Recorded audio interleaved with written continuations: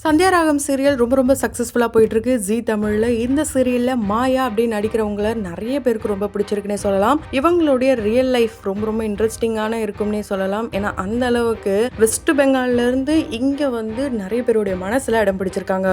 ஆமாங்க, இவங்களுடைய real name அன்டாரா ஸ்வர்ணாக்கர். இவங்க பாத்தீங்கன்னா February 5 பிறந்திருக்காங்க. வெஸ்ட் பெங்கால் கொல்கத்தால தான் இவங்க பிறந்திருக்காங்க.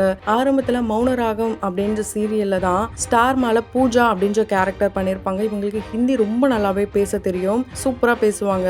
அதுக்கப்புறம் தெலுங்குல கீதா கோவிந்தம் அப்படின்ற சீரியல் பண்ணியிருப்பாங்க. நிறைய பேர் கீதா கோவிந்தம் அப்படின்னு சொன்னதும் படத்தில் நடிச்சிருப்பாங்கன்னு நினைச்சிருப்பாங்க. ஆனா இவங்க சீரியல்ல தான் நடிச்சிருக்காங்க. அந்த சீரியல்ல இவங்க ஒரு குடும்ப குத்துவிளக்கா நடிச்சிருப்பாங்க. ஆமாங்க, விசித்ரா அவர்கள் தான் இவங்களுடைய மாமியார் மருமகள். இப்படி ஒரு காம்பினேஷனோட இருந்திருக்கும். அவங்களுக்கு இவங்க ரொம்பவே பயப்படுவாங்க. இவங்களுக்கு ஒரு தம்பியும் இருக்காங்க. இவங்க பாத்தீங்கன்னா ரொம்ப நல்லா படிக்கிற பொண்ணாங்க. பிஜி முடிச்சிருக்காங்க. கொல்கத்தால தான் படிச்சு முடிச்சிருக்காங்க. அங்கேயே இவங்களுக்கு இவங்களுடைய அழகெல்லாம் பார்த்து ஆட்ஸ் எல்லாம் வந்திருக்கு. அதனால மாடலிங்ல ஸ்டார்ட் பண்ணிருக்காங்க இவங்களுடைய கெரியரை. அதை தொடர்ந்து அங்க நிறைய மாடலிங் ஷோஸ் எல்லாம் பண்ணிருக்காங்க. அந்த வகையில 2018 பாத்தீங்கன்னா witness the biggest fashion extravaganza of the year அப்படின்ற ஒரு கான்செப்ட் நடந்திருக்கு.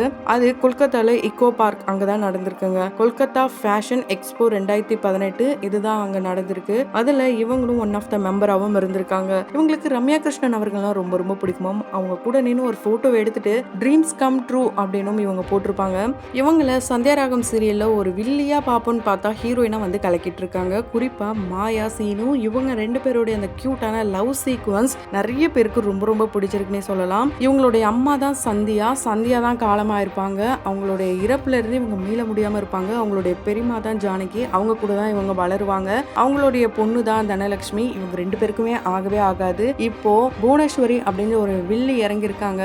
அவங்களுடைய மகனை எப்படியாவது இவங்க ரெண்டு பேர்ல யாருக்கா திருமணம் பண்ணணும்னு நினைச்சிட்டு இருக்காங்க. சோ யாருக்கு யார் கூட நடக்க போகுதுன்னு தெரியல. ஆனா அதுக்கு முன்னாடி அவங்களுடைய பெரியமாவான ஜானகி மாயா சீனு ரெண்டு பேரும் திடீர்னு யாருக்குமே தெரியாம ரகசியமா திருமணம் பண்ண மாதிரியான கனவுகள்லாம் வரும். அந்த எபிசோட் பாத்தீங்கன்னா ரொம்பவே பீக்ல போச்சு. அந்த ப்ரோமோவும் ரொம்ப நல்லா போச்சுங்க. இவங்க இங்க வந்து டான்ஸ் ஜோடி டான்ஸ்ல வந்து ஒரு நல்ல பெர்ஃபார்மன்ஸ் கொடுத்திருப்பாங்க. அதை இவங்களே சொல்லியிருப்பாங்க. இவங்க பார்க்க ரொம்பவே ரஃப் அண்ட் டஃபா இருக்க மாதிரி இருக்கும். ஆனா இவங்க ஒரு குழந்தை தாங்க. சொல்ல போனா சந்தோஷ் சுப்ரமணியம் இந்த படத்துல வந்த ஜெனிலியா மாதிரி தான் இவங்களுடைய கியூட்டான வாய்ஸா இருக்கட்டும், பேசுற விதமா இருக்கட்டும். இவங்க இந்த சந்தியா ராகம் 200 எபிசோட கடந்ததுமே ஒரு வீடியோ ஒன்னு ஷேர் பண்ணிருப்பாங்க. அதுல ரொம்ப கியூட்டா டான்ஸ் எல்லாம் பண்ணிருப்பாங்க. அந்த வீடியோ ரொம்ப வைரலா ஸ்ப்ரெட் ஆச்சு.